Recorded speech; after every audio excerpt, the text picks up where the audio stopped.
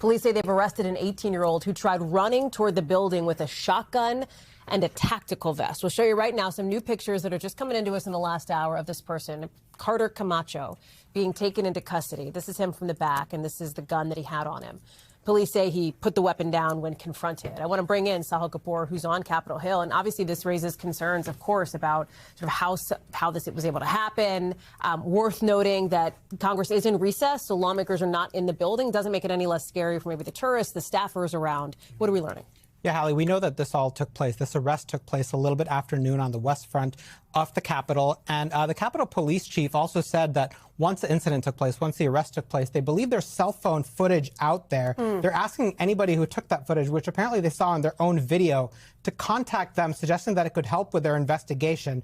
Now, what we do know is the name. You just said it, Carter Camacho, 18 years old, from Smyrna, Georgia. That's the suspect. He ran toward the Capitol with a loaded shotgun and a tactical vest. He was arrested for unlawful activities, carrying a rifle without a license, and an unregistered firearm. The big question that we don't know here is motive.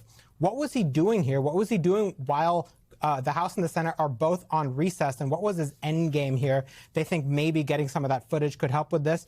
And of course, this comes just 1 week exactly to the day before the State of the Union. Yeah. Generally the biggest security event on Capitol Hill.